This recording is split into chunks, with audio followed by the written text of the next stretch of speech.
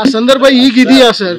ಸಂದರ್ಭದ ವಿಷಯನೇ ಆಗ್ತಿರೋದು, ಯಾಕಂದ್ರೆ ಈ ಸಂದರ್ಭದಲ್ಲಿ ಆಗ್ತಿರುವಂತ ಚರ್ಚೆಗಳು, ಹೇಳಿಕೆಗಳು, ಬೆಳವಣಿಗೆಗಳು. ಈಗ ಸಂದರ್ಭ ಇದೆಯಾ, ನಾಳೆ ಸಂದರ್ಭ ಇದೆಯಾ, ಹಿಂದೆ ಹಿತ್ತ, ಅದೆಲ್ಲ ನಾನು ಹೇಳಕ್ ಹೋಗಲ್ಲ.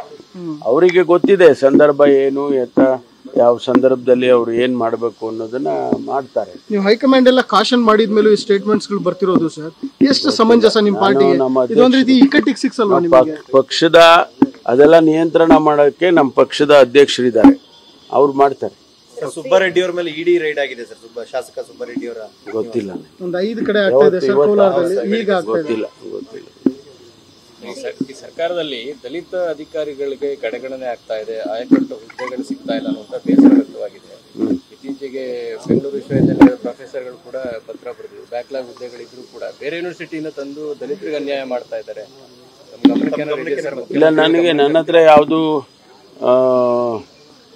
ರೆಪ್ರೆಸೆಂಟೇಷನ್ ಆಗಲಿ ಅಥವಾ ಯಾರಾದರೂ ಬಂದು ನನ್ನ ಹತ್ರ ಮಾತಾಡೋದಾಗ್ಲಿ ಆಗಿಲ್ಲ. ಅಂಥದ್ದೇನಾದರೂ ಇದ್ರೆ ಕಾನೂನು ಚೌಕಟ್ಟಿನಲ್ಲಿ, ಮೀಸಲಾತಿ ಚೌಕಟ್ಟಿನಲ್ಲಿ ಏನು ಮಾಡಬೇಕೋ ಅದನ್ನು ಸರ್ಕಾರದಲ್ಲಿ ಮಾಡೋದಕ್ಕೆ ನಾನು ಕೂಡ ಒತ್ತಾಯ ಮಾಡ್ತೀನಿ. ಈಗ ನಾವು ಒಳ ಮೀಸಲಾತಿ ಉದ್ದೇಶದಿಂದ ಈಗ ರೆಕ್ರೂಟ್ಮೆಂಟನ್ನು ನಿಲ್ಲಿಸಿದ್ದಾರೆ. ಆ ಒಳ ಮೀಸಲಾತಿ ಸಮಸ್ಯೆ ಬಗೆಹರಿದ ತಕ್ಷಣ ರೆಕ್ರೂಟ್ಮೆಂಟು ಪ್ರಾರಂಭ ಆಗುತ್ತೆ. ಆ ಸಂದರ್ಭದಲ್ಲಿ ಆ ಒಳ ಮೀಸಲಾತಿಯ ಚೌಕಟ್ಟಲ್ಲಿ ಏನು ಯಾರ್ಯಾರಿಗೆ ಎಷ್ಟೆಷ್ಟು ಅಂತ ಏನು ನಿರ್ಧಾರ ಆಗುತ್ತೆ ಅದರ ಪ್ರಕಾರ ಮಾಡ್ತಾರೆ. 18% ಈಗ ನಮ್ಮ ಪಾಪ್ಯುಲೇಷನ್ SC ST ಎರಡೂ ಸೇರಿ 24% ಇದೆ, 24.1.